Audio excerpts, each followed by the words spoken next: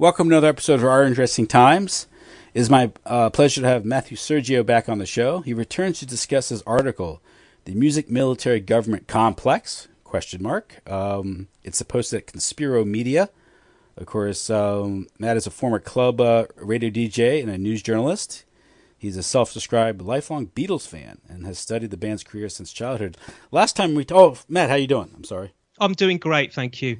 In this world of madness. Yes, it's this upside down, crazy world. Well, it's always been crazy. Just now, it's just kind of revealed itself. Now it's in your face. Yeah. Now it's up to the sane people to decide what to do. Well,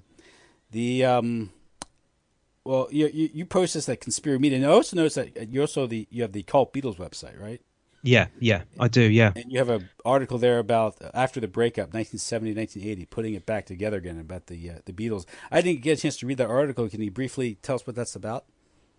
Yeah, it's you've got to. I'll just I'll throw in a disclaimer right now. Okay, I might have done this the last time we spoke. I've got a memory like a bucket with a hole on the bottom. I learn this stuff. I research whatever article I'm researching for. I'll research it. I'll get into it. Then I'll write it up, and then I'll post it on one of my sites, whether it's about the Beatles or whether it's for Conspiro Media or wherever it is. Then I'll move on, and then I'll go on to something else. And if I'm not doing that, I'm reading books. Because another thing that I'm doing, which I spoke about at some length in the last time we spoke, is looking into the 1960s music scene, predominantly in the UK, the counterculture scene in the UK, pretty much inspired by the work of Dave McGowan, who looked at Laurel Canyon. Having read his work on that and having listened to some of his work on that, I was kind of inspired to see, well, if that was going on in America, it must have been going on in Britain, because Britain was central to the whole hippie counterculture 60s scene. So a lot of my work has been, apart from looking into the Beatles for my Occult Beatles website, another thing that I've been doing on my other site, which you mentioned is Conspiro Media, is focusing the attention of that site on the 1960s music scene. And as I say, I'm reading a lot of books. Once I've read all the books, I'm putting like post-it marks on all the pages. And then after I've read all the books, they're all piled up against the wall. And then I'm having to go leaf through those pages again and type out all the bits that I've postmarked onto documents, onto Word documents, so that I can save them for future articles. So basically, I'm moving from one article. Once I've posted it, I'm moving on to reading books about other things, and then I'm doing podcasts about the Beatles, or making or posting and publishing, researching articles about the Beatles. So as a result, my head is just full of stuff, and I've got a bad memory anyway as it is. So it's very, very difficult to be able, I'm not sure what I can remember. But yeah, essentially the last article that I posted on the Occult Beatles, which you can find if you type into a search engine, The Occult Beatles. It's on WordPress.com, but I think if you just type in The Occult Beatles, you'll be able to find it quite easily. The last article I posted on there is about the Beatles' so-called split. I mean, they did split in 1970, but the way that the mainstream, and as you say, I'm a lifelong Beatles fan since I was a child,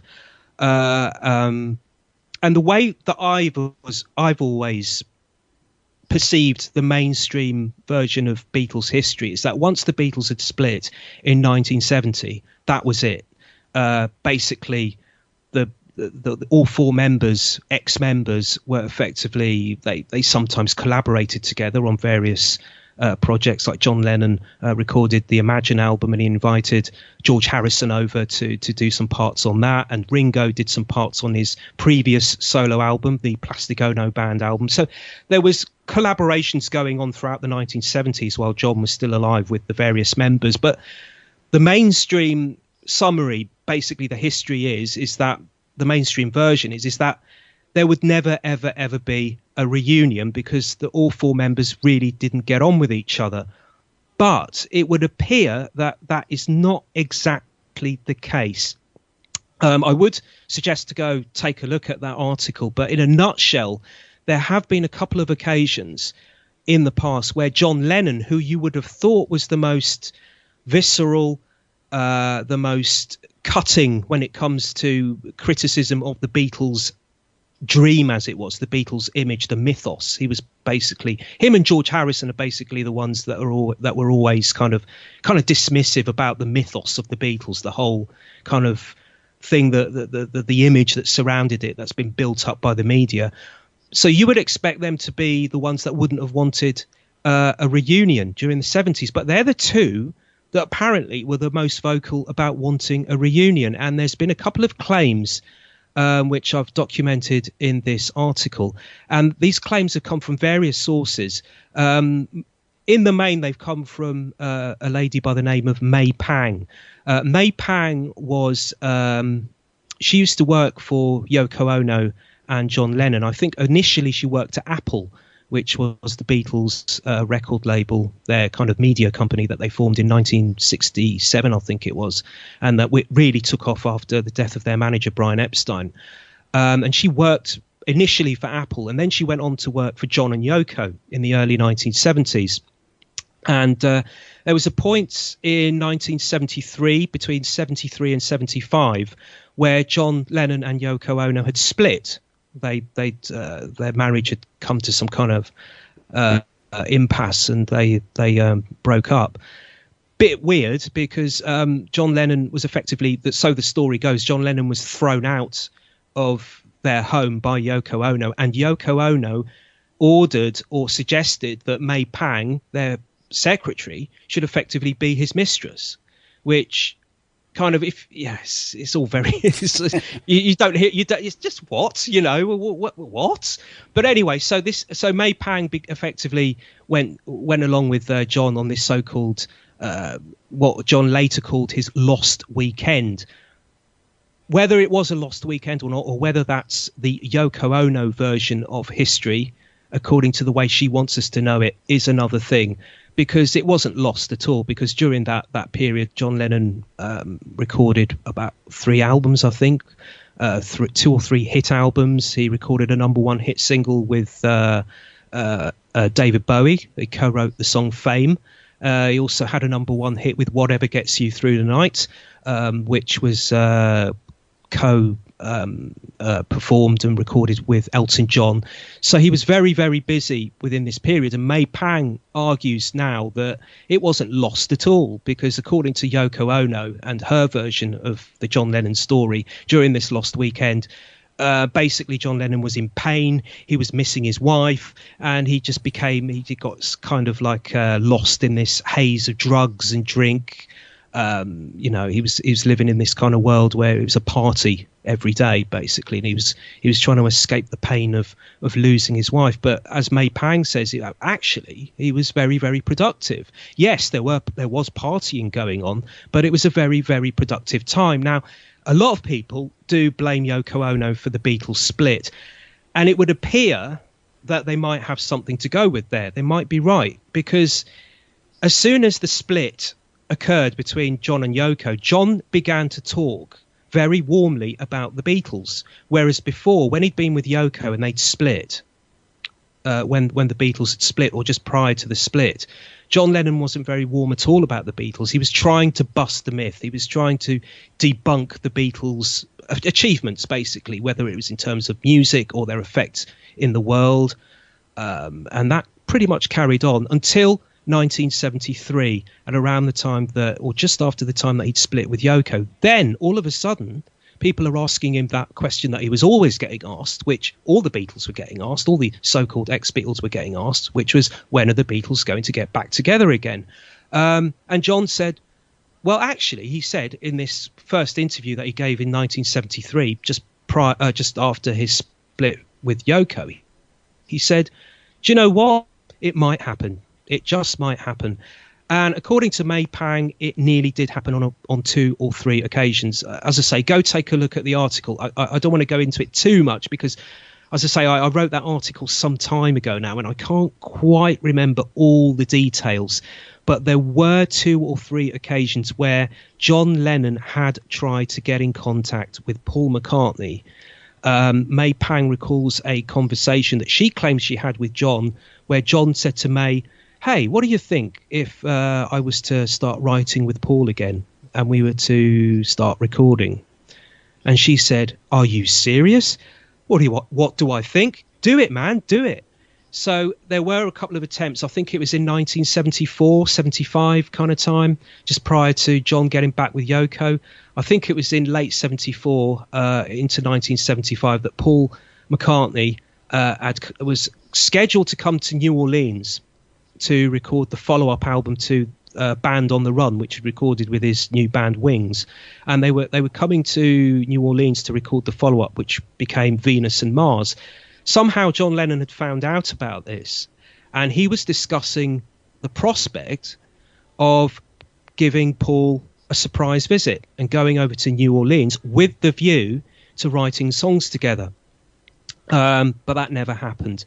And from what it appears, from what May Pang has suggested, has implied that the reason that didn't happen was because this was the point at which Yoko Ono began to make signals towards John about him coming back to her, to repair the marriage and to reunite, as it were. And May Pang has implied that there was talk of, the way she says it is that just prior to all of this going on, this reunion with Paul, which was like the second or third attempt, as I say, to get back with Paul, during this period, because there had been discussions before with Ringo Starr. Apparently there was a discussion between John and Ringo about, hey, why don't we ring Paul and George and see if we can get together and do a concert. So as I say, this happened more than once. But yeah, with regards to this New Orleans trip, which was going to happen according to May, everything was all arranged. John was going to go to New Orleans, pay a visit on Paul, a surprise visit apparently, to get this ball moving. And around that time, Yoko Ono began to talk about reuniting. And the way she did it, the way it was implied, was she called John and she said, "Hey, John, you've got to come over to the Dakota," which is the apartment where they shared, and where outside where he was killed, of course, where he was shot in New York. She says, "You've got to come over. I found this guy who can hypnotize you into quitting smoking." So the way that May has described it, John said, "Okay, I'll come over." And May claims that she tried to warn John not to go to see this hypnotist at the Dakota. She said, "Please, please don't go." She claims that she felt that there was something not quite right about this, but he went anyway. And according to May, what happened was, when he returned from this session, this meeting with Yoko, he was completely different. He didn't want to see Paul. He was dismissive about Paul. He was talking dismissively about him. It was as though he'd gone back in time again, back to when he was with Yoko before, and he was being dismissive about Paul McCartney. He was being dismissive about the Beatles and what they stood for and what they'd achieved in terms of music and everything else. And it wasn't long after that he then went back to Yoko Ono.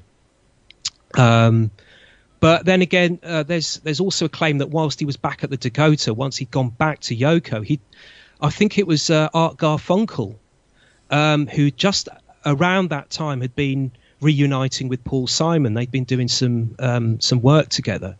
And according to Art Garfunkel, he went to visit John at the Dakota, and John at the time was talking about getting back with Paul McCartney. And the way he opened the conversation, according to Art Garfunkel, was, hey, Art, what do you think if I was to get back with my Paul? Because Paul is making signals that he wants to get back with me. What do you think I should do?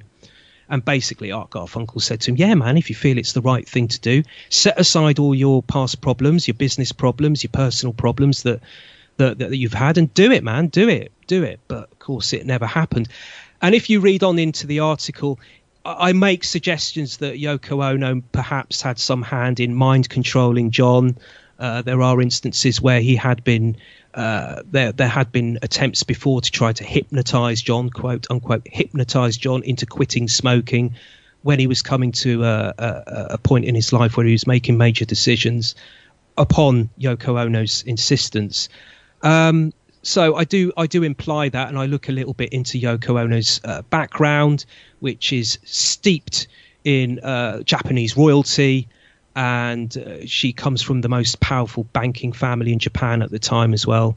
So I look a little bit into that, and her brief spell in a mental institution as well back in the early 60s. I look a little bit into that. But it's interesting that sometime in 1980, just a few months before he was shot, there was a rumour that somebody had booked Central Park for a Beatles reunion. That rumour hasn't been confirmed. It's just a rumour that got around at the time, and it still lives to this day. It hasn't been confirmed. But there was also some movements going on with John as well. At around kind of like the sort of mid-1980s, just a few months before John was killed, there was some legal things going on with John. There was a musical that was going on in, I think it was in Broadway. It was called Beatlemania. I think it was called Beatle. Yeah, it was they simulated the Beatles and they put on the costumes. They looked like them. They sounded like them, as they claimed. Yeah. And there were some legal implications about that. Apparently, the Beatles wanted to stop this musical from continuing because of copyright problems, and they drew up this legal paper, and John wrote this affidavit and signed this affidavit, implying, or not implying, actually stating that they wanted this musical to stop because the Beatles were planning to get together to reunite for a documentary, possibly a concert and some music. And then it was only just a few months after that he was shot dead. I also mentioned in this article there was a program that was on BBC TV a few years ago, and when I saw this, it was called Top of the Pops, the story of 1980. Top of the Pops in the UK was like this long-running music program, which began in 1963, I think, and it went on through to the 2000s or 2010s. I think it's up until fairly recently. And they were doing this. The BBC had this documentary where they were looking back at various years of Jimmy music. Savile involved in that production? Oh yeah. He was one of the first presenters of that. Yeah. And there were allegations that things were untoward were going on in the studios at the time with Jimmy and all of that. But there was this. The BBC a few years ago they were broadcasting these kind of retrospective programs. They were picking a year and then calling it the Top of the Pops years, 1979, 1981, and so on and so on. And one of them was about 1980. And obviously, being that it was 1980, towards the end of the program, they looked into December 1980 and the shooting of John. And they spoke to this, they interviewed this DJ who was a DJ at Radio 1 at the time, which is basically the pop rock station for youngsters, for young people in the UK. It started in 1967 and it's going strong still. And they spoke to a former presenter of that radio station. He used to do their news program, which was called Newsbeat, but he was also a presenter of this Top of the Pops program. And they spoke to him, and he was saying he said he was on the night, because it was on the night that the news broke in Britain of John Lennon's shooting. He was lying in bed and he heard it on his alarm clock radio. He instantly got up. The way he explains it, he instantly got up, jumped in the car, went to the studio, because he was the chief presenter of this Newsbeat program, which was like the news show program for this Radio 1. He got to the studio and he started to put some bits together to report on John's death.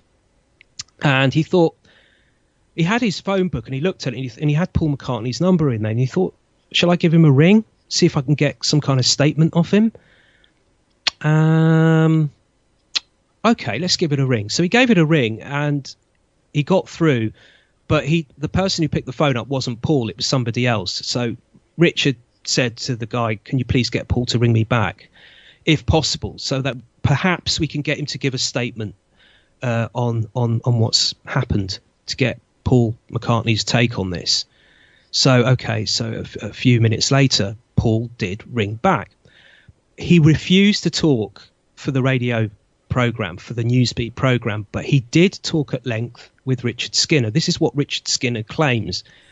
apparently, according to Richard Skinner, what Paul McCartney told him off the record, he would not have this go out live on air, was that, yes, there was a Beatles reunion in the works. John Lennon should not have been in New York on the day he was shot. They had scheduled, him and John had actually scheduled some studio time. They booked some studio time to get together, to record some stuff, to write some songs, to see if they could work it out and to see if they could get something together. But because they double booked, apparently what happened was they double booked the studio. So they couldn't go in on that particular day. So they had to reschedule it to 1981, sometime in January or February 1981. I'm not too sure. So John shouldn't have even been in New York when he was in New York when he was shot. He should have been in this studio, but because of the double booking, he wasn't. So effectively, this shooting effectively brought to an end a Beatles reunion. That's according to what Richard Skinner says about Paul McCartney. And we also have this rumour that there was going to be this reunion concert at Central Park. The thing is with this documentary, that this Beatles documentary that was written in this affidavit that John Lennon wrote, did actually come to fruition. Of course, it was the Anthology project. Yes. So if anyone's doubting whether there was going to be a reunion, well, there was. It did happen, but without John, of course. Yeah, in the mid-90s, yeah. Yeah, I think it was 95 or 93 or whenever. And I think it was George and Paul and Ringo they took some old tapes of John's, yes, some old demo tapes, and they with the wonders of technology, they played on the top of these demos of John's, and they called it a reunion single. So if anyone's doubting that the Beatles were going to get together, this kind of proves that, you know, the affidavit and then this Anthology project, it does seem as though there was going to be a reunion of some sort, and then this shooting happened. So if you look at it, there's there's a couple of occasions in the 70s, one of which I've mentioned, where John was talking about getting back with Paul, and then Yoko steps in and she gets this hypnotist, quote unquote hypnotist, to try and cure John of his smoking addiction. She steps in with this.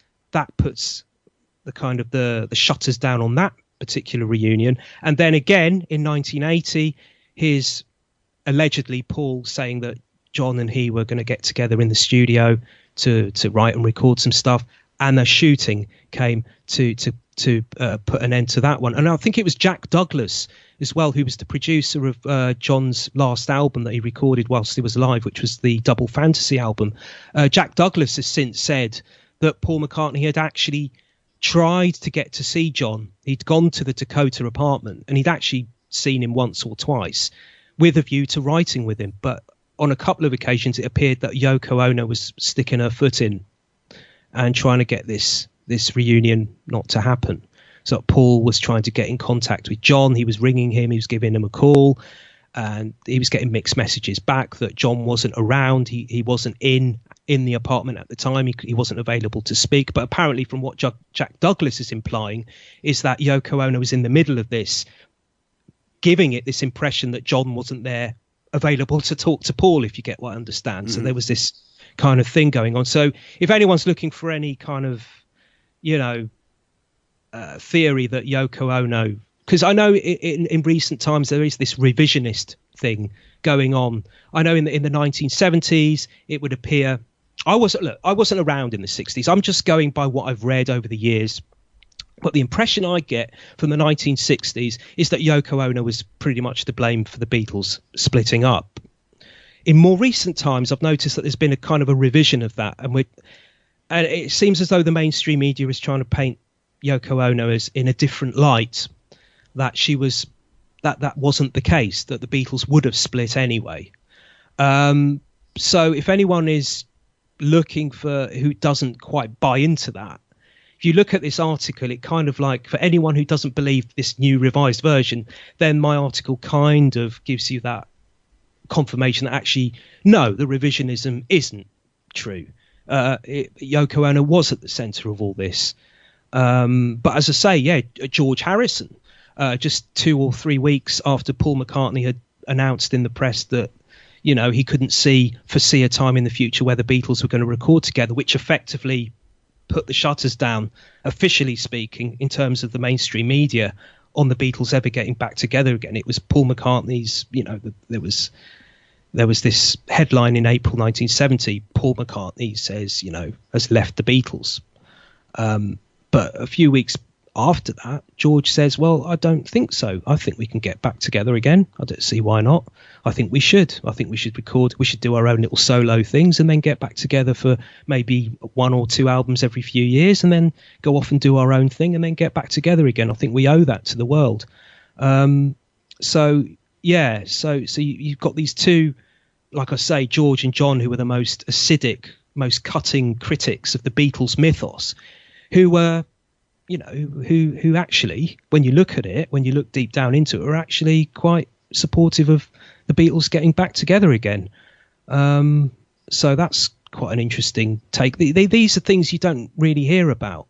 And then this kind of puts, you see, that kind of, like I kind of explained in the article, very briefly, there is the theory, of course, that the Beatles were Tavistock created.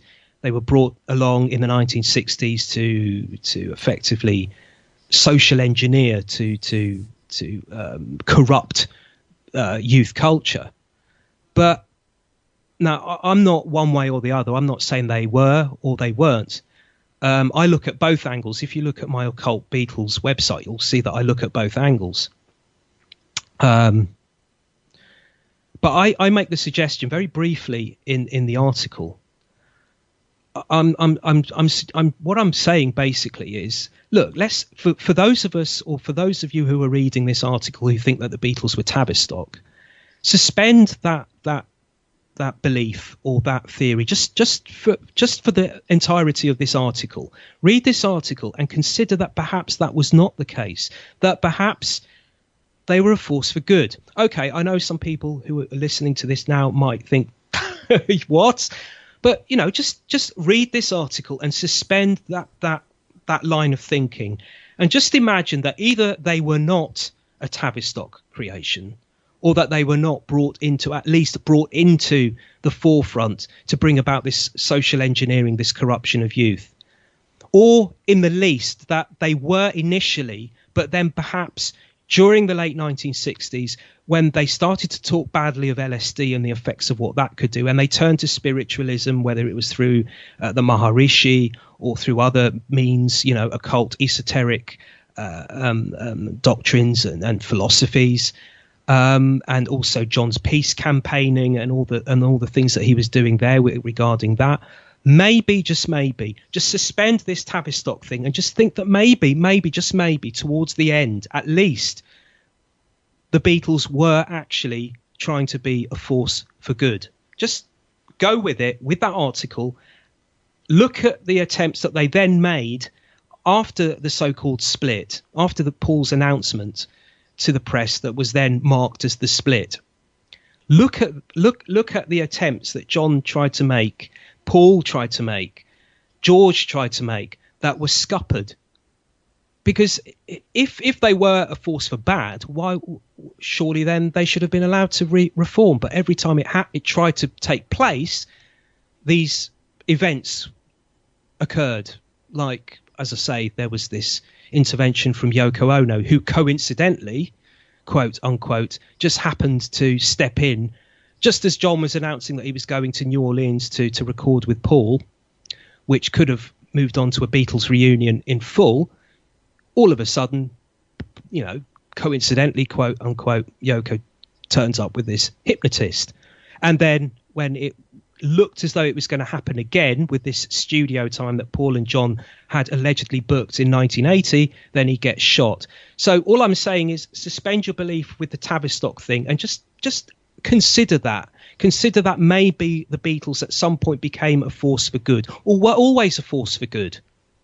And that attempt to reunite in the 1970s was put to a stop on more than a couple of occasions. Because the reason that I'm saying the Beatles' so-called split in 1970, the way it happened was Paul McCartney released an album in April 1970, which he called McCartney. It was his first solo album. And with this solo album, there was a question and answer sheet that was within the album. I think this is just for the press. I'm not sure if this was actually issued at the time originally to the wider public, if this actual question and answer press sheet came with the actual release of the album to the wider public. But certainly the copies that were given to the press had these question and answer sheets. The question and answer sheet was put together on Paul's suggestion by the Beatles PR man, Derek Taylor. And basically what he did was he got some questions that he put together, and then he sent them to Paul, and he just filled in the blanks. And one of the questions was, do you foresee a time when the Lennon and McCartney partnership will be active again? And he said no.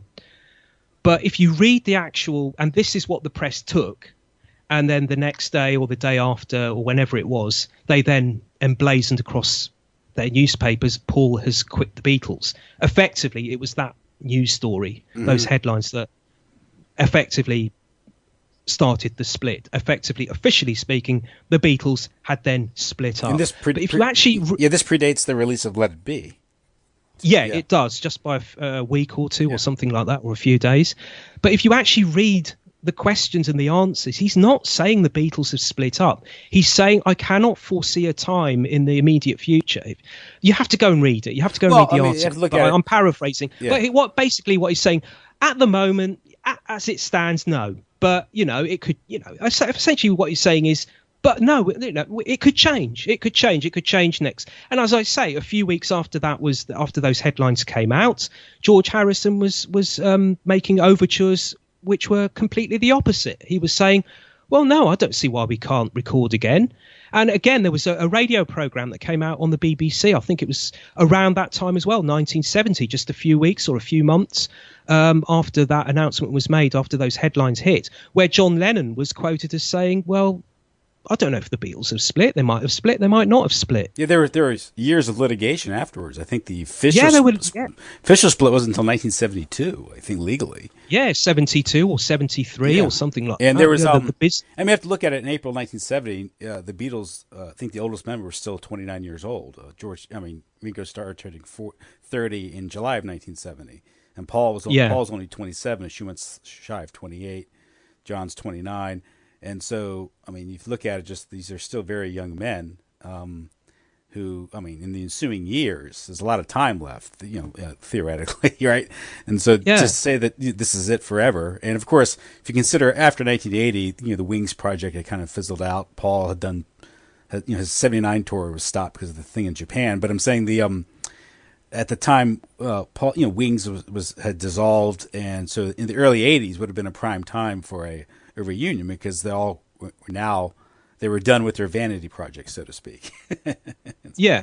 And essentially what George was saying, as I said, was he was saying just a few weeks after, just a couple of weeks, I think it was, after these headlines broke, these so-called, as I keep calling them, the so-called split headlines, George was saying, we can go off, and effectively he's saying what you're saying, we can go and do our vanity projects, but I think it would do the world some good. That's what he said. I think it would do the world some good for us to get together every couple of years or so and record a couple of albums. Well, essentially you had that, because you had this collaboration that you cite between Ringo and John, Ringo and Paul, which was in the 80s, I think, late 70s and 80s, Ringo and Paul. I think Paul got together with George Martin in the early 80s, started reproducing the music with Tug of War, and also Give My Regards to Broad Street. Live and Let Die was George Martin production. Too. So it's almost like it's the same thing. Well, it's the thing. It's like I say, the Plastic Ono Band album, which was I think his first solo album following the split. He'd done some albums before the split, the so-called split, some solo projects. But I think the Plastic Ono Band album was his first fully fledged after the official so-called split, his first solo album. Ringo plays on that. Yeah. And also the Imagine album, George plays on that. And I think Ringo plays. Yeah, I think Ringo plays on George Harrison's first solo album after the so-called split. And Ringo's first two hits, Don't Come Easy and Photograph, were George Harrison songs, right? Exactly, and the Ringo album of 1973, songs written by Paul, songs written by John, and also George as well. They didn't work together in the studio, all of them together.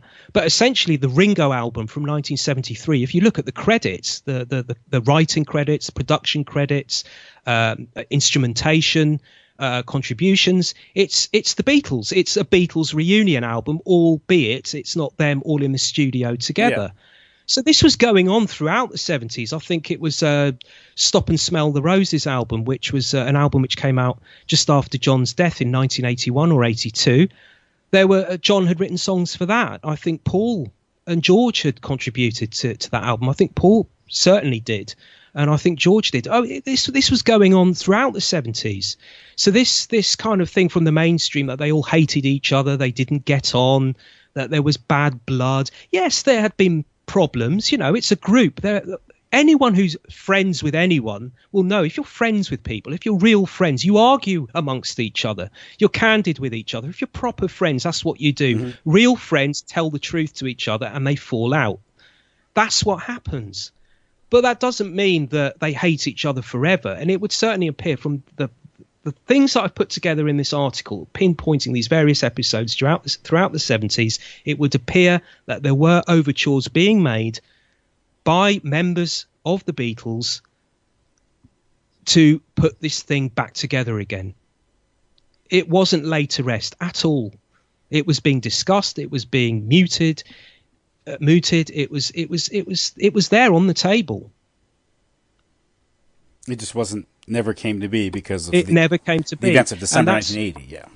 Yeah, and again, is it something we should be suspicious of? Like I say, why didn't it come to be? Why is it that there was going to be this reunion between Paul and John in New Orleans, and then Yoko suddenly turns up with this hypnotist to help John quit smoking, and then within days of seeing this so-called hypnotist, John doesn't want to see Paul again.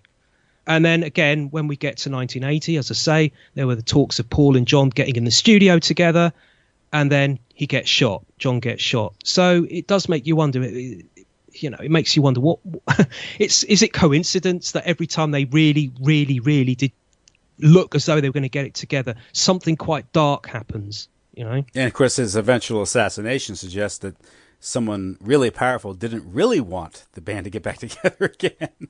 Well, the thing is that John was actually talking about getting back into protests again, demonstrations, which is something he hadn't done since about 1973, 72, 73, when he was really... He had settled his legal problems, so he was in a position where he wasn't in jeopardy.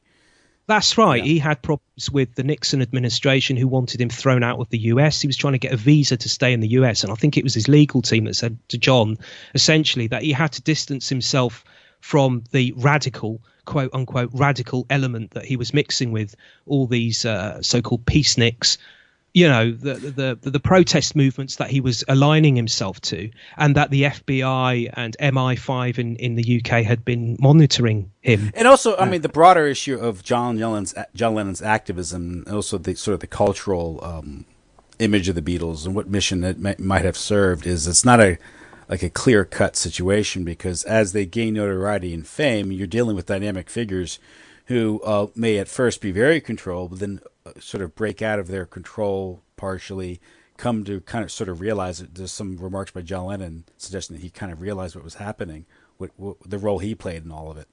But he felt like he was being used. And so they themselves, they can be part of very, like any activist who gets involved in causes. They're involved. They're sort of tricked by the dialectic, the trialectic too, and so they're not going to have a clear understanding what exactly is going on too. And so it's like, he gets involved in some of this activism and this stuff that's leftist activism, which the broader issue is being manipulated by the powers that be.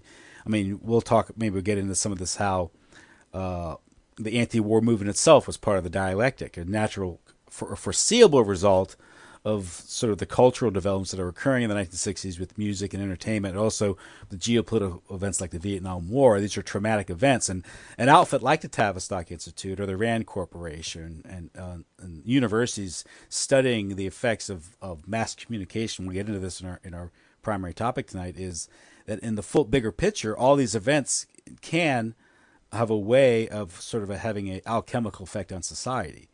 And you do this through communication and music and the cultural things, and certain social icons can be promoted to achieve a certain cultural agenda. Like whether it's laying the groundwork for the Beatles, you had to have Elvis Presley, and his handler was Tom Parker, who has an interesting background. Oh wow, yeah. And so the Rolling Stones, and of course their ties to London School of Economics, and of course you have even more direct examples like the Grateful Dead, which have direct ties to CIA and the LSD and MK Ultra. It's kind of widely acknowledged that the Grateful Dead were sort of like a Tavistock project. I mean, in fact, I think their touring agent was the son of Alan Trist, who was one of the founding members of Tavistock. So there's direct connections to that. Of course, and two members of the Grateful Dead were actually involved in those experiments that were going on, the MK Ultra experiments that were going on in the universities during the 1950s and 60s with the acid. Mm-hmm. Two of them were. I can't remember which members those two were, but there was certainly two of them. And of course, you had another member who's Bohemian Grove. Yes. Yeah. So, but now the article that you wrote, and this kind of relates to what we were talking about, because it's the role of the music industry, and its ties to the military-industrial complex. I'll let you introduce it. Go ahead. Okay, well, this is on my other website. As I say, I've got two websites. I've got The Occult Beatles, and I also have Conspiro Media, which in more recent years, as I sort of kind of intimated earlier, is now, whereas when I first started the site, it was basically, I was giving myself too much work and I couldn't do it. Basically, I was trying, what the basis of that website in the beginning, back in 2011, 2012, was basically to try and be a topical, constantly updated website. So about the music industry, the hidden element of the music industry, also movies and TV and what have you. But the problem is the way I research is I really get deep into it. I can't do short articles because I find anyone who researches will attest to this. Once you start researching one particular subject, you find yourself going into different rabbit holes, and you find different other connections that you weren't dreaming of coming across. So what would be what you had envisaged as being a short article ends up being like this massive thing.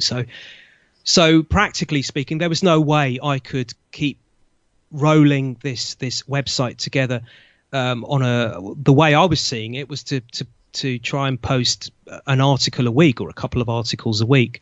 I soon found out from the research and all the work that's required that wasn't going to happen. So I kind of like moved away from that. And at the time that I was moving away from that, I was actually getting quite jaded with the whole thing anyway. I mean, I was getting to the point where, I was thinking to myself, okay, so I want this site to be a rolling news thing where I'm constantly looking at things that are going on at the moment in the world of music, movies and TV. But I just got to the point where I thought, I really don't care about Miley Cyrus. I don't care about Britney Spears. Oh, look, here's Britney Spears putting a triangle symbol over her eye with her hands or something. Okay, on and on it goes. It's just, it got a bit... The thing is, what I really love is 60s music. I didn't live through the 60s, but that's the music that I like, and I just feel drawn towards it, in terms of the music itself, enjoying listening to the music and also the history of it. And and as I said earlier, looking at the work of David McGowan and what was going on in Laurel Canyon, I thought to myself, well, there must have, if that stuff was going on in America, if there was this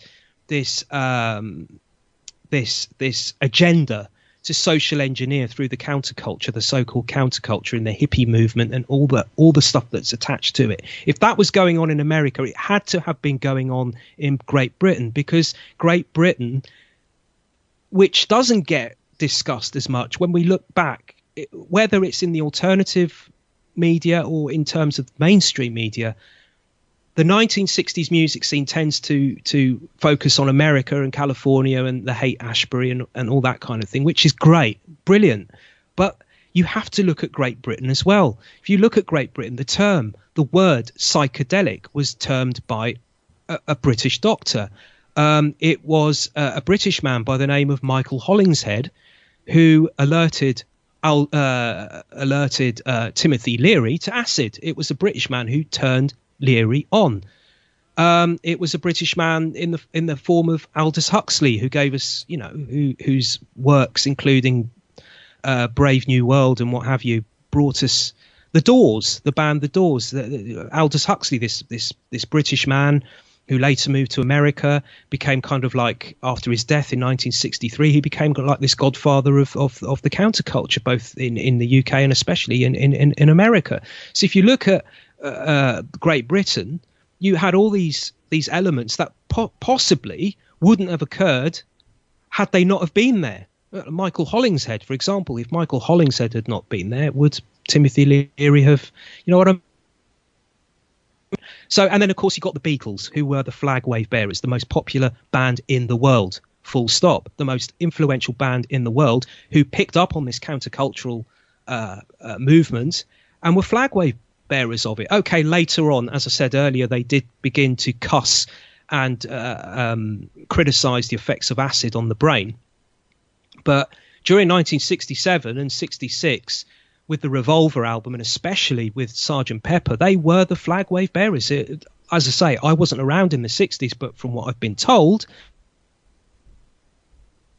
I've learned from my research, is the Sgt. Pepper album was effectively the soundtrack of the counterculture, the hippie movement, the so-called Summer of Love. So, and that's in America, the UK, and all across the so-called Western world. So that's essentially what Conspiro Media is. I'm now, for the last couple of years or so, or the last few years, predominantly, if you look now on Conspiro Media, I've remodeled the whole site, and basically what I'm doing is I'm looking at the effects, the social effects of what was going on in 1960s Britain.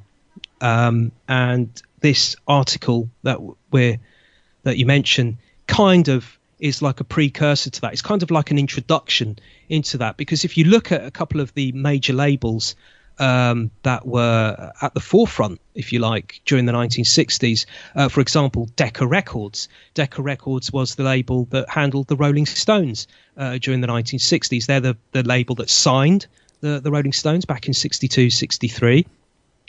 And up until about 1970, 71, when the Rolling Stones then left. And then you have EMI, who under the Parlophone label, which was its label, you had the Beatles. So you had these two labels. Now, if you look at these two labels, you will find that they have roots in military connections. For example, if you look at Decca, and you'll also find that a lot of these companies, if you look at the article, that they didn't actually begin, their roots don't actually begin in music. They actually come from different backgrounds. For example, Decca Records, which later on signed the Rolling Stones in the 1960s. I think Decca Records, it began in the 1910s, I think it was. It began as the Decca Graphophone Company. Now, the Decca Graphophone Company wasn't actually there to make music. It was actually there to make what you would now call today's audio equipment, audio listening equipment. Okay, so today's the precursor of the record player or the CD player or whatever. That's what Decca began doing. That's its reason for starting, apparently, in the early part of the 20th century. It was to make graphophone players. The hardware, more or less. Yeah. The hardware, yeah. The stereo systems of the day, the music systems of the day. It wasn't until about 1928, 29 when Edward Lewis took control of the company. He was an English stockbroker. And his suggestion was, look, hey guys, it's all well and good, marketing these music systems for people to play music on. But really, if we really want to make a lot of money here and make a mark on the world, we really need to start making music as well.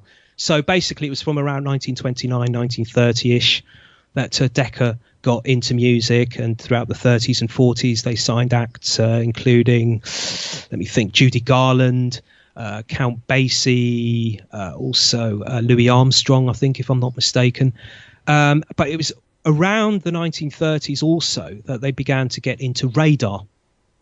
And the idea, from what I can understand, see, the thing with Decca is, from my research, I might be wrong, maybe I'm looking in the wrong places, but I can't actually find officially officially speaking, I can't find anything official with regards to their history in defence, which was absolutely huge. It was huge. It went on right through until about the 1980s, 1990s, their mark on the actual so-called defence industry. But if you look at their official channels, there's never been a museum, there's no archive website, there's no official biography that I'm aware of where Decca actually gets into the history of what they did, which was significant. I mean, as I say, it was they're said to have been a significant role player in the D-Day landings of Normandy in 1944. The Allied forces invasion of Normandy in France. It was the Decca radar system that was integral to the success of that operation, from what we're told now. Wasn't it also, in the earlier parts of the war, during the Battle of Britain, radar played a big part in how the outcome of that battle. In fact, yes, the Chamberlain government, which is derided as the appeasement government, but in the run up to the war, in that period, it had devoted a lot of resources into developing radar, which would be pivotal in the defeat of the Luftwaffe in the Battle of Britain. Yeah, there was EMI as well, which was the label that the Beatles later signed to, which was huge during the war in playing a role in this. The way that Decca got into it was there was a sound engineer who worked for Decca, a sound engineer. So he's basically not there to he's there to work on the music for Decca. It was apparently, from what I can understand from all the bits of information I've got pulled together, it was a sound engineer by the name of Harvey Schwartz, I think his name was Harvey Schwartz, who suggested to Edward Lewis that they should get into radar. So that's what they did, and they developed this Decca Navigator system, it was called, and it was the Decca Navigator system which was used during the D-Day landings, if I'm not mistaken.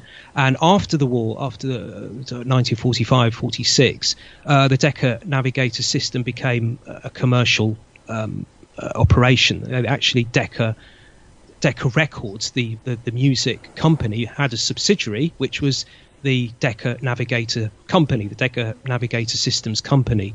So they essentially went out and sold the radar to the world. And I think there's this website that you can find. As I say, it's very, very difficult to find all this information in one place. But there's this website I've found which has been put together by I think he's a radar kind of like what you would call an anorak, an amateur kind of radar enthusiast who's put together this website with a lot of help, he claims, from people who used to work for Decca, for the radar company during sort of post-war up until the 1980s.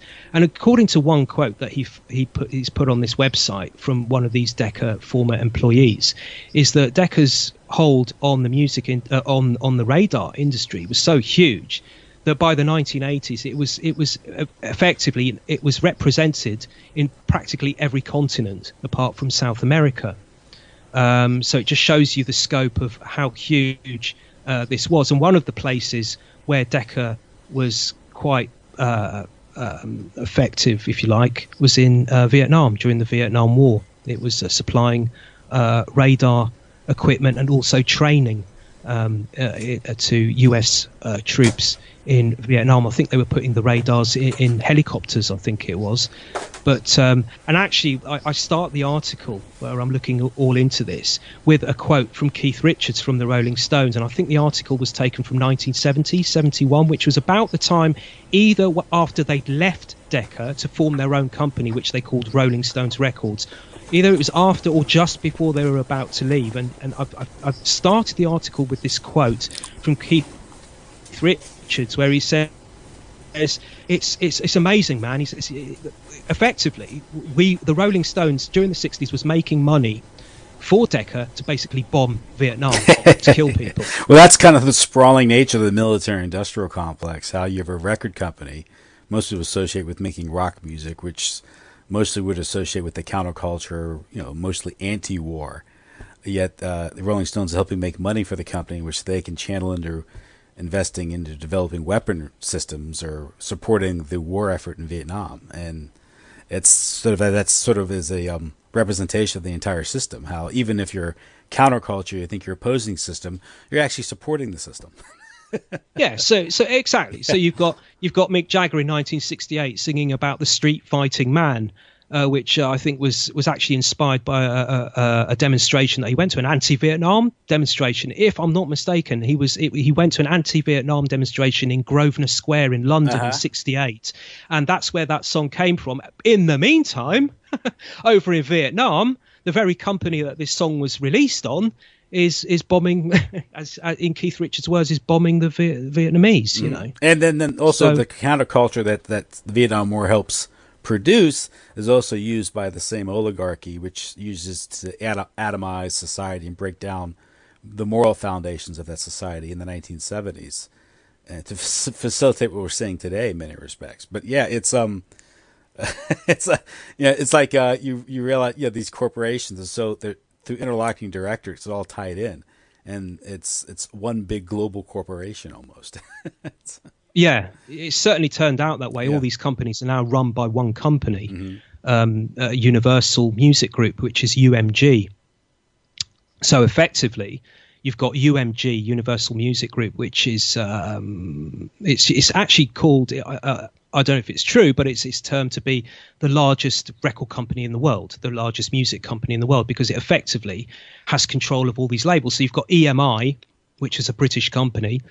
Also, Decca are under this umbrella now. I think it was in 2012 that EMI was bought by Universal, and Decca is also under Universal's control as well. I'm just going to have a look at the list here. I've got the list here in front of me of some of the labels and companies that Universal controls. It's Island Records. I mean, if you're a music fan, you will have heard of these labels and companies. You've got Island Records, you've got Def Jam, the hip hop label, A&M, Capitol, Polydor, Motown, Blue Notes, the jazz label, and of course Decca and EMI.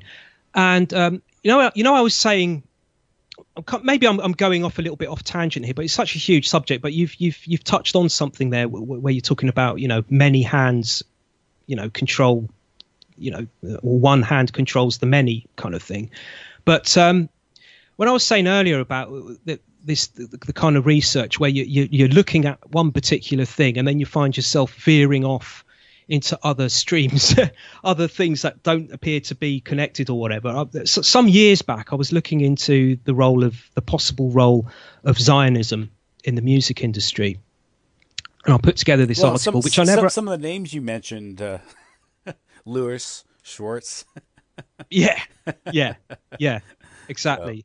And I'm just touching the tip of the iceberg there, basically. Yeah. I was kind of looking into putting an article. I never actually published it. I think I did publish it, but then I took it down because I wasn't quite happy with it.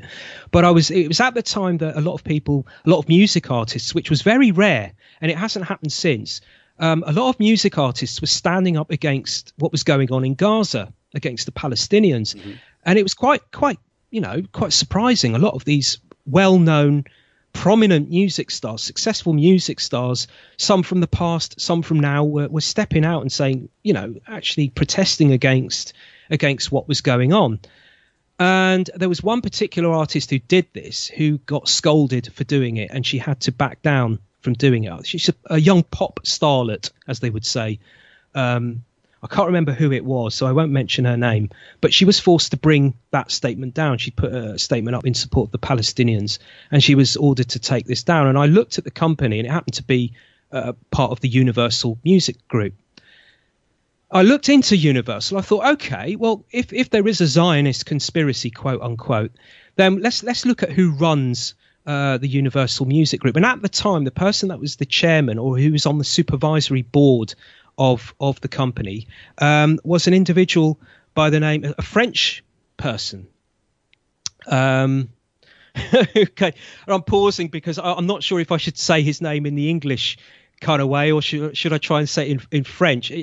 Vincent Bolloré, okay, Vincent Bolloré. Okay, if you want to look for him on a website or for his company on a website, I'll say Vincent Bolloré, but it's Vincent Bolloré or something.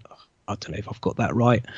I'm sure someone's laughing right now as I'm saying that, but there you go, I've said it. And his I think it was, well, his father was the head of this company, which was called Bolloré or Bolloré. But the company actually dates back to the 1800s, if I'm not mistaken, a French company. It's now a conglomerate, but when it first started, it was a paper.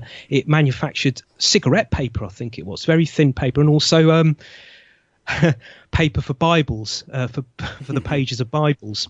But since then, it's turned into this conglomerate.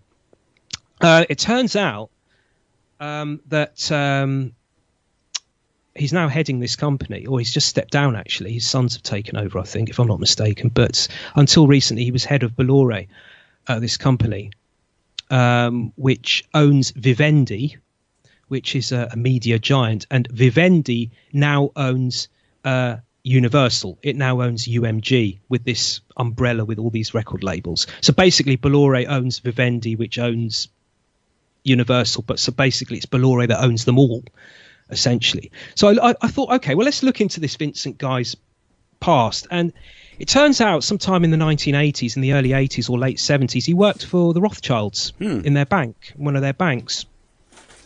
So I thought, that's interesting. I've got the quote here. I'm not going to read it word for word exactly, but I've got the quote here that I actually lifted from the article that I never really published. Turns out that Vincent, his maternal grandmother, went by the name of Nicole Marie Goldschmidt. And that's interesting. Goldschmidt is the German for goldsmith. Yes. And Goldsmith, as you most probably aware, are this billionaire financing company, which was headed until a few years ago with his death by James Goldsmith.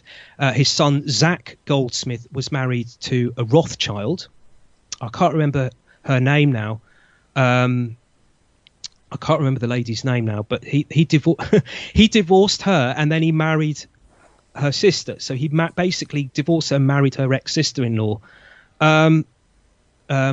Alice Miranda Rothschild, which in itself might get a few gasps of shock or surprise or whatever. But when you realise actually that the Goldsmiths and the Rothschilds are actually related in more than marriage, are actually blood related, going back a few decades now. The Goldschmidts actually changed their name to Goldsmith sometime in the 20th century, I think in the 1920s or sometime around there, basically to sort of, I suppose, to take the shine off that Jewish kind of thing that some people might look at it and think, oh, here we go again, Jewish bankers, blah, blah, blah.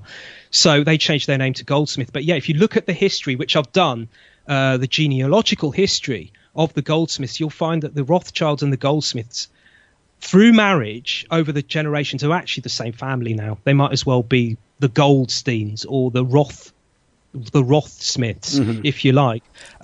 So yeah, apparently there are a number of ways that this connection occurred, but in Vincent's case, apparently, I'm just sort of quoting here from this article that I kind of published.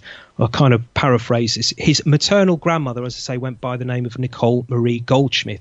And now, in 1878, her grandfather's brother, Maximilian von Goldschmidt, who was an influential banker, married the daughter of apparently the last remaining male in the Frankfurt House of Rothschild. Her name was Minna Caroline Baroness von Rothschild.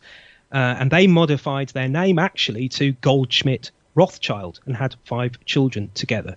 So basically, if anyone is looking for any kind of proof or any kind of information, you know, hey, look, the Rothschilds are behind everything, you can actually say now that the Rothschilds are actually, in one way or another, are actually behind the running of the largest music company in the world, which is UMG, Universal. Until recently, I think he's now stepped down from the chairmanship of Bolloré, and his son, he has 2 sons. One of them is the CEO, and the other one has taken over as the actual chairman. So he's passed it on now to his sons. But effectively, yes, there is Rothschild blood behind the running of the largest music company in the world. Which is significant because, again, as the person you quoted earlier who said that if you want to make a lot of money and shape the culture, we have to get into actually producing music and distributing it. Yeah. And you'll find that, as I say, a couple of the other companies, one in particular, didn't start in music. It just didn't start in music. I don't know where you want me to go with this. There's just so much. I could mention Columbia, or I could mention EMI. I mean, the invention of stereo was actually used in a military setting before it got into the marketplace in terms of music. It was a guy by the name of Alan Blumlein, again an English guy by the name of Alan Blumlein, and he worked for EMI. He was again a sound engineer. He was also an electronics expert. He's one of these kind of genius figures. He's one of these people that they would call now a genius, because he was an inventor. And it was him. He was the guy that actually came up with the concept of stereo sound. He called it binaural sound. So the story goes, sometime in the 1930s, he went to a cinema, to a movie theatre with his wife, and he was watching a movie, and he was not too impressed with the sound. He started to think, now let's look at this cinema screen, okay? Let's look at this movie theatre, this screen. We've got a guy on the screen who's walking from one end, in the scene of the film, he's moving from one side of a room to the other side of the room, and he's talking. But the speaker, which is meant to be a representative of the human ear, isn't exactly giving us that representation, actually, because the guy is moving from the left side of the screen to the right side of the screen, and he's talking, but the speakers are just giving us the whole sound all at once. What it should be doing is his voice on the speaker should be carrying from one side from the left to the right as he's moving. So they say that's where he got the idea for stereo sound. So he began to look into this and do some experiments on this. Stereo sound didn't actually get into the marketplace, as I say, until the 1950s. That's when stereo sound was actually began to be used in records, in music. And as we know it today, it carries on. But it didn't actually start until the 1950s, where it was first used fully in its fullest, in a capacity that you could say it was being used to some degree, some significant degree, was during the war in a military setting. Now, I'm no technician, so I can't really go into the actual technical details of how it worked. But apparently, during the war, EMI was also involved in radar as well. Yeah, as mentioned earlier. And you give an account where Paul McCartney talks about discussion with George Martin about how the manipulation of the sound was used to manipulate crowds, particularly some of the rallies in the Third Reich. And how this was discussed, how this was being applied to music and basically using sound to manipulate mass emotions. I hypothesize on that, and I am actually going to put together an article about that, looking into that in some great depth, and I really want it to come out this year, but it's going to be absolutely huge. Well, all my articles tend to be quite long, but this one's going to be, so whether it comes out this year or next year, it's got to come out soon, but I will be looking into that a little bit more. But yeah, I mean, with regards to EMI, what Blumlein did was he was this genius inventor who came up with this stereo. He used the stereo, and he was working on radar with EMI during the war, providing the British forces with radar experimentation, manufacture, and distribution, and what have you. And he was working on various forms of radar, and he used the principles that he'd been working on for stereo during the 1930s, in the 40s, to put together this thing which was called VIE, which was like a form of radar. There's a photograph of it. If you go look at the actual article, you'll see a photograph of it. I think it's 3 or 4. If you look at those the old gramophone records with the big cone speakers. If you imagine those big cone speakers, but magnified in size to quite quite huge proportions, fitted onto like a truck, a mini truck. I think there's 3 or 4 of those. I can't quite remember. So it was basically a mobile radar. A radar on wheels, so you could, and EMI built the whole thing. It built the sound locator, which was actually the vehicle, I think, and the VIEs, the VIEs, which were connected to the top. So if you go and so he invented that particular type of radar. But yes, there's I take a quote from a documentary that, which I think it's called, produced by George Martin, I think it was called. And there was I watched this a few years ago, and it's one of those, a bit like when I was watching the Top of the Pops 1980 thing, where I was watching it, just innocently sitting there watching this thing, reminiscing about 1980 or whatever, and then all of a sudden at the end of it, Richard Skinner comes out with this Beatles reunion thing that I'd never heard about before, and talking about it very matter-of-factly and very downplaying it, not being very in your face with it. And just, it was one of those moments where it's kind of like sit up in your seat moments. You're thinking, what? Did I just hear that right? This was another instance where this happened. I was watching this produced by George Martin documentary, which was on the BBC back in 2011 or whenever it was, 2012. And yeah, it gets to this point where, so yeah, it's a retrospective basically on George Martin's life, his career, and he's talking to various musicians that he's worked with in the past, and he's sitting there with McCartney, and just, I don't know why they added it into the documentary, because if you watch the documentary, this bit what you mentioned about the frequencies and the Hitler rallies and the Third Reich, it doesn't really fit with what was going on in the rest of, we do get to hear about, and we do get to see George Martin talk about his time during the war, where he was in the RAF, I think it was, in the Fleet Air Arm, where he served during the Second World War, and kind of like the closing years of it, or the closing months of it, or whatever. But then it moves off into the music kind of part of his career, and it just doesn't fit. But yeah, there's this part where Paul McCartney is sitting with George Martin, and they're talking about their days back in the 60s at Abbey Road Studios, at EMI's Abbey Road Studios. And Paul says, "Hey, George, do you remember when you used to talk to us about frequencies?" And there's a point where Paul McCartney reminisces, and he reminds George Martin of this episode where they were talking in the studio back in the 60s. And I'm assuming that this was a conversation that was with Paul back in the 60s and the rest of the Beatles as well in the studio. So they were all there, where George Martin goes over to an oscillator and he starts playing with the frequencies. And what he does is he takes the oscillator and he turns it right. You have to go and watch the clip really to get the full essence of it. But basically he turns the oscillator right down. So it goes right down. So it's like really deep bass level, kind of like kind of that kind of level of sound, And Paul McCartney recalls, that, and George Martin says, "What do you feel? How do you feel?" And he says, that doesn't feel very nice."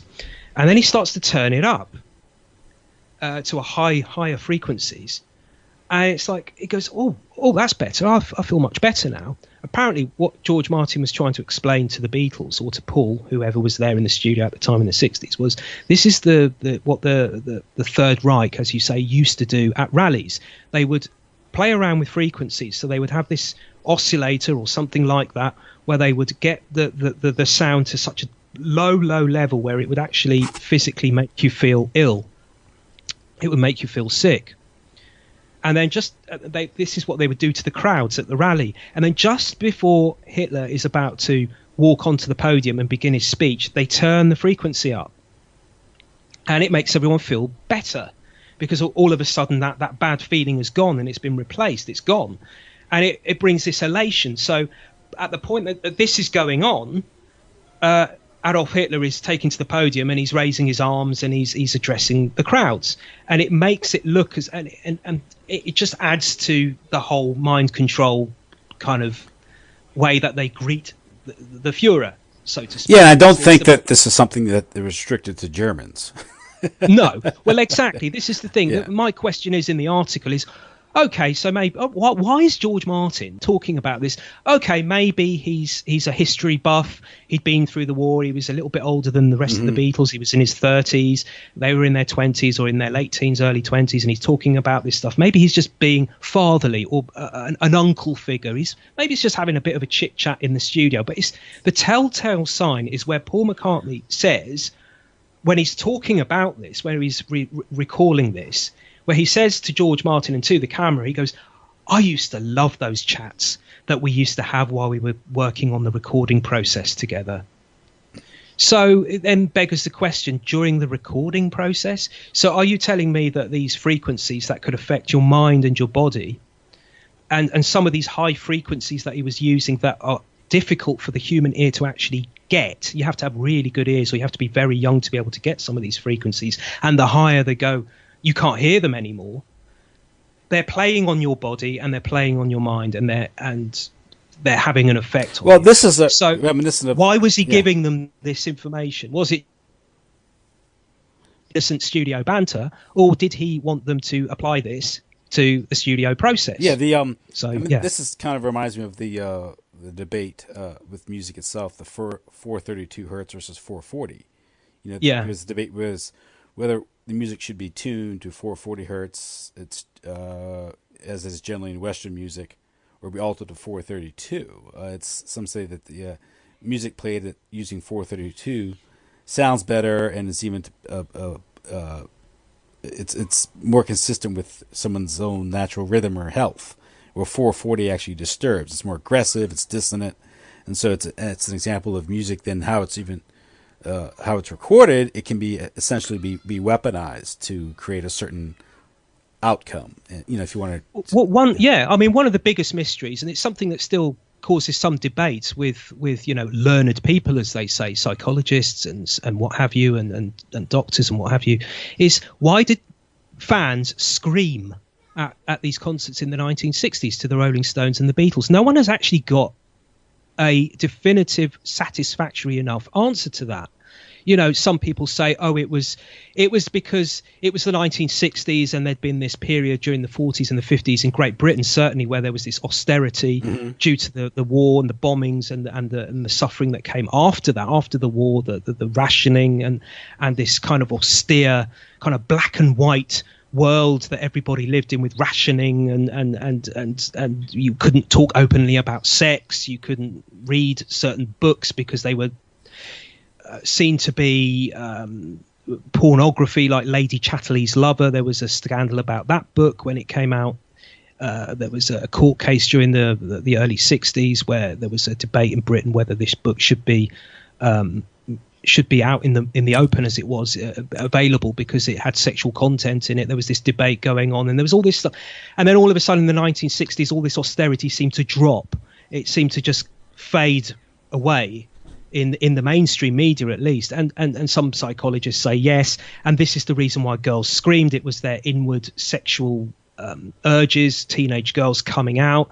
There's this guy I know who's written a book about the Beatles and the Stones, where he's done is basically he's told the story of the Beatles and the Rolling Stones' live music career through the words of fans who were actually there. Painstaking research, because he's basically asking people to email him with their personal memories. And what he found about the screaming thing was, because I asked him this, because I know him quite well, I said to him, what did you get about the screaming thing? Why did the fans scream when they wet their pants? There was wet seats. What caused this? Was it just sexual? Was it sexual? The thing is, he doesn't know, and the people that he spoke to don't know. They don't know why they did it. Some of the people that went to these concerts said, we went there, they said, without any intention of doing the screaming, because they'd seen it on the TV, or they'd seen it in newspaper reports, they'd read about it, and they went to these concerts. They went along to these concerts thinking, no, I'm not going to do that. I'm no idiot. I'm not going to stand there screaming. I want to hear the band perform. But for some reason, when they got there, everyone else was screaming, and they couldn't help but scream themselves. So was it frequencies? Well, yeah. They have weapons. Apparently that's what 5G was developed under. If they were using it at Third Reich rallies, why not use it in live concert setting? 30 years later, yeah.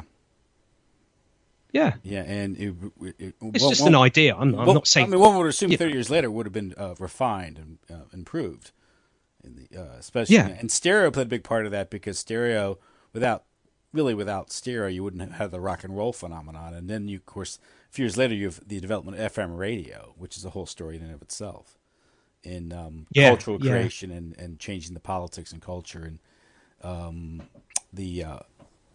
so again, music it's directing the culture, manipulating culture through the promotion of music, and which is a form of mass communication, which has always been studied under a method of mass mind control or manipulation.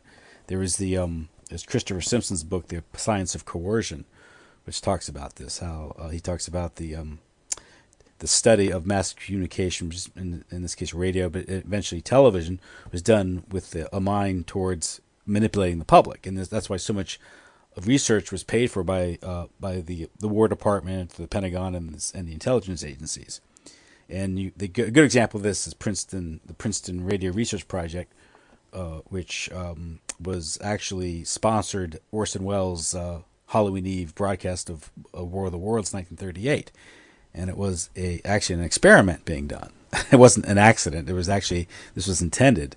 And the reaction they got with the hysteria, and also they also exaggerated the hysteria to see what the reaction would be. Of course, this is the run-up to the Second World War, and they're preparing the public to fear invasions. The American public. Yeah, it's interesting. I don't know too much about Orson Welles, his career, but I've watched quite a few of his interviews because I find him very interesting to listen to. Mm-hmm. He's one of these kind of really interesting raconteurs, and he was really, from quite a young age, he was very, very, very well connected to high-level politicians and what have you, and military figures. So it does make you think, yeah. And in the article, you talk about even the development of Columbia Broadcasting System, which is by William Perley, who was a psychological warfare agent during the another Jew, Zionist. Yeah. Basically, what we consider broadcast news media was all developed under the auspices of psychological warfare offices of the U.S. government and the U.K. government during the war. Yeah, and Columbia again. It's I think I mentioned earlier. I hinted again, like a little bit like Decca. Its roots, and a bit like stereo sound. Its roots are not actually in music. They're in with Columbia. It began effectively as a stenographer to provide stenographers in U.S. Congress with a shorter way of doing their shorthand, basically. Mm-hmm. It was a recording device, so they could record speeches in Congress, for journalists in Congress, to then be able to sit down and listen back to the recordings and write them down properly.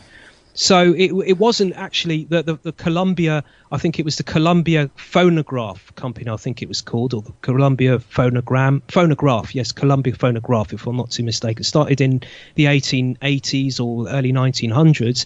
Effectively, it was begun to by a leading US Congress journalist to effectively make equipment for stenographers, so they didn't have to bother with shorthand, so they could just basically record on this device to listen back to speeches, so they could write up their articles and what have you. And it was actually marketed not for music when it was invented just for that purpose, and that's why it's called Columbia, apparently, CBS as it was later known, Columbia, which is now Sony Music, the notorious Sony. Mm-hmm. And apparently it was called Columbia because it was named after DC, District of Columbia. That's why it got the name.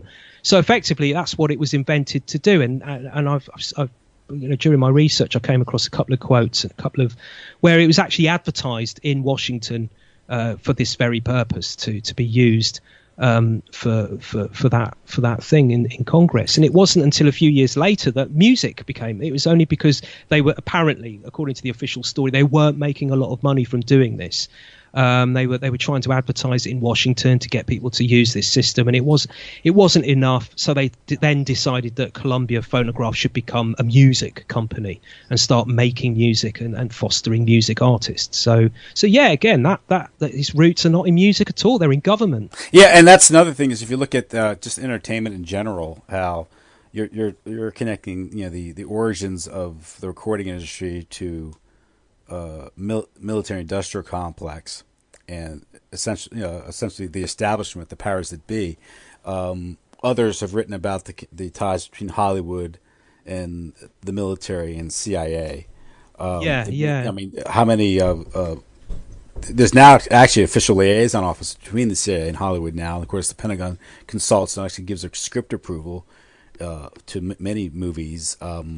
It's an individual by the name of Stroob. Yeah, his surname is Stroob. I can't remember what his first name is. Yeah, he's quite but even music, if music videos are done in conjunction. The Katy Perry had one, which the Pentagon confirmed. I think it was actually filmed at the U.S. Marine Corps base, Camp Pendleton in California. But even video games, so there's different mediums. The video games, Call of Duty, these first shooter games, all developed under the auspices of DARPA and the Pentagon, and especially now with the advent where you have now online games that are being monitored, this data is being sucked up by the Pentagon and perhaps targeting individuals themselves to see what aptitude they have.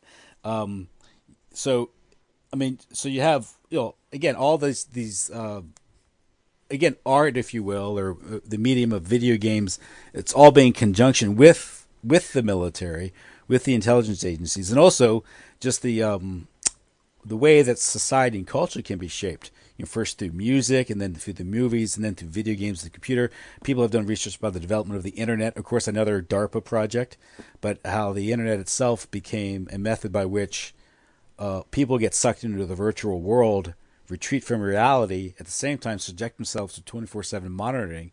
And this is a step towards sort of this ideal, at least what they seem as the ideal goal, which is sort of this completely controlled technocratic society, which now they do have the computing power, the data, the information gathering systems to actually monitor everyone, their purchases, their habits, and you can actually gamify life. You can actually predict. The powers of predictability in these things that are immense, and they're devoting intense resources to this. And this gets us to current events today, because now the discussion because of COVID-19 and the pandemic, that we have to do away with legacy systems, do away with the old way of living, mom and pop shops, brick and mortar operations. We have to do everything online, avoid going outside, go actually conduct more of our lives, like even employment. Don't go anywhere, don't travel. We don't have commuting anymore. Our cars will be self-guided. So all this is done under the guise, and a lot of this. Then it goes back to a lot of this is facilitated because we are then acculturated or become more accepting of it, or at least become used to it through predictive programming, through entertainment with movies, futuristic movies, whether it be them dystopian or utopian. The thing is, in terms of the music industry, I have yet to see, with the exception of maybe two people, that, to my knowledge, that have actually. We talk about the 1960s. I mean, we could argue actually whether there was actually a movement in the 60s by music artists to actually speak out against various issues, whether it was the Black Panthers or Vietnam or the so-called feminist movement. If you actually look at some of the artists that were around back then, there wasn't really that much vocalizing going on, pardon the pun, from music artists. It was mainly John Lennon, really. Yeah. That was like kind of standing up against a lot of this. If you look at the other music artists who said they were basically kind of posturing. There are some exceptions if you look at it. I mean, whether you want to believe these guys were genuine or not. There was Joan Baez, for example. Judy Collins is another one. Phil Oakes as well. Phil Oakes. But John Lennon seems to be the one that springs to mind. But so you've got this mythos which could possibly be debunked, where you had the 60s, you had these artists that were speaking out. Whether they were genuine or not when they were speaking out is another question. But if you look to today, there's nobody. No. We do not have well-known, prominent music stars speaking out against this corona drama. this situation that we've got going on. There is no one standing up and saying, actually, "Hey, look, the mask thing it's the opposite." They're supporting it's the actual it. opposite. Yeah, they're doing they're doing online concerts, and was it like all in wearing masks, and supporting and you look on their Twitter pages, and because I still DJ every now and again, and I'm constantly listening to new music just about every day. I'm on top of so you see, this is why I find it difficult to keep all this information in my head, because on top of all this, I'm also do the odd radio show where I play some new tracks, new releases and stuff, so I'm constantly looking at new music all the time. So to check out where all the new releases are, I'm looking on artists' Twitter pages, and I'm just kind of like really disappointed, because I look on these major artists' Twitter pages or their Facebook pages, and they're all wearing masks, and they're all stay safe. And with the exception of about 2 artists. There's a documentary called I think called The 60s. It's a standard History Channel documentary. Yeah, is it the one the Hanks, Tom Hanks? No. This I think this is a different one. It's interesting because there's some revelation in it. They're talking about Berkeley in the 60s, how in the early 60s the free speech movement. There's the war, that the criticism of the war, this is 64, 65, is everyone's clean cut, and they're quoting Thomas Jefferson and natural law and Thomas Aquinas. And all of a sudden the yippies show up, and Allen Ginsberg shows up. Rubin and Hoffman turn up. Discordian agents, and becomes this wigged out hippie thing. And everyone's talking about free love and taking acid. Not a very effective strategy for taking on the system. And what was it? What did they do? They took a pig. Yes, they literally took a pig, because pig back in those days, I suppose to some extent it's still true, but back in the 60s, pig meant the man, didn't it? It was the establishment. In England, in Britain, pig means police. I suppose that's the same pretty much in America as well. But yeah, that stunt they pulled, where they brought a pig to stand for president, or to register a pig for president or something, was one of their stunts, wasn't it? Their publicity thing. So these antics, but it wasn't going to carry much favor with the American public. It's going to turn them off, isn't it? And so that's what it did. And then it sort of disparaged any critical. Now, then you're a commie lover. You're, all this hits, these supposed protest songs in the 60s. The record companies were producing these so-called protest songs, like Stephen Stills. His background is questionable. But at the same time, the number one hit of that era was the Ballad of the Green Beret by Barry Sadler, who was in the military. Yeah. And that was a dialectic there. So. Yeah, I actually put the link up in my article about the music, about the record labels, didn't I? There's that song, I think it's called "Hello Vietnam." Yeah. Which is it was released by Decca in '65, and it's one of the very few pop, kind of what you might term pop records of the time that was actually pro-Vietnam. And lo and behold, who would have released it but Decca, of course, which kind of works to their advantage. But I was reading the other day, apparently, Columbia. In the 60s, they actually started, and I've yet to look into this deeply, because I literally read about it in a book just 3 days ago. Apparently Columbia, at the time Columbia Records, was marketing their music as revolutionary music. They had like poster campaigns and newspaper campaigns where they were saying Columbia leads the revolutionaries. Look at all our revolutionary artists. So they're basically commoditizing the whole thing, It's like, which is rather rich coming when you look at Columbia's background, corporate backed revolution. Yeah, okay. Yeah, corporate government and allegedly CIA, Paley and all the rest of it. CBS and Columbia are all kind of the same thing. So it's just, so they're playing everything, aren't they? They're like an octopus. They're playing their hand in everything, And that's a good example. Yeah, just that they can make money off the reaction. The dialectic. So they. What was the other thing that Rubin and Hoffman were going to do? Levitate the Pentagon, wasn't it? Oh, yeah. That was another of their quote unquote protests. Where was it Allen Ginsberg as well, who's another suspect? He's character. Promoting pedophilia, degenerate behavior, and then of course William F. Buckley invites him on his show to talk his gibberish. And William F. Buckley's promoting him. And why do we even know the name Allen Ginsberg to begin with? Because he's promoted by the media. I mean, let's face it. I wouldn't know about him unless they tell us about him. It's one of the things. Like, is he saying anything profound or no. He's just promoting degenerate behavior. From what I can gather, he used to walk around a lot naked. Yeah, and talks about diddling boys, and this is what we're supposed to celebrate. there's the story of when he first met the Beatles back in, because he used to come to Britain quite a lot, Allen Ginsberg, and he was. I have talked a little bit about this. If anyone wants to go take a listen to the previous time we talked, where I talk about the avant-garde and its influence on the counterculture, and there are certain characters that could have played a role in influencing the Beatles to pick up the avant-garde banner, as it were, which the avant-garde basically goes hand in hand with the LSD and the counterculture. It's like the foundation, if you like. But Allen Ginsberg was brought over to the UK. He used to come to the UK, and he was put up by this guy called Barry Miles, who I mentioned in the last time we chatted, who could or could not have been kind of like an influencer, if you like. And the first time that John Lennon and the Beatles actually met, Allen Ginsberg was at this party, and the first two to meet him was John and George, and they went to this function or this private party, and Allen Ginsberg was there, and they walked in with their wives, and Allen Ginsberg was there stark naked, and apparently John was quite horrified by this, and he looked to his wife and he looked at the host of the party and he says, I'm sorry, I can't take this, I'm leaving. And they walked out. That was their first.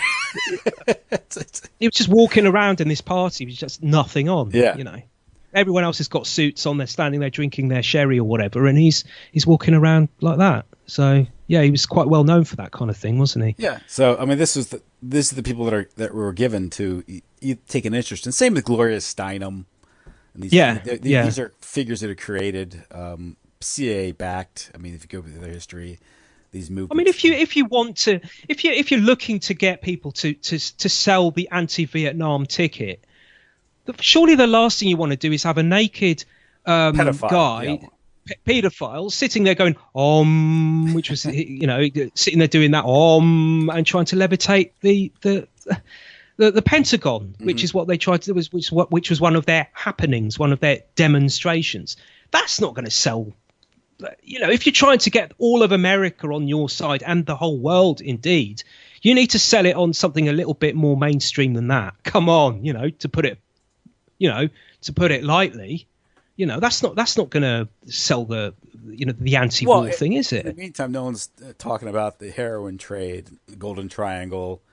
And the role, how the CIA is working with organized crime to ship drugs into the country, and its role in the international, narcotics trafficking. That goes back even before the Second World War, but really picked up as part of the Second World War because of the Luciano deal. It's the whole secret, underground empire to this stuff, which again the mainstream media, even academia doesn't even cover. And again, it just go back to the sort of the power dynamics and how the world really operates, and why even now today people have a hard time understanding what's really unfolding because they don't understand how these connections that exist and the history of these organizations, and how the world really is actually run by an oligarchy manipulating the political process. Remember the Spice Girls?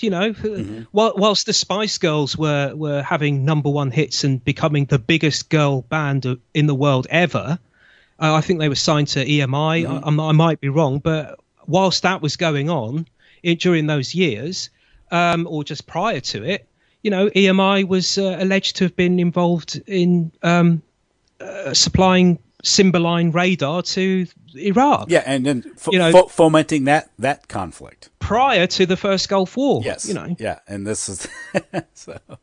Well, listen, it's been interesting article. I recommend people go read it. They can find it at Conspiro Media.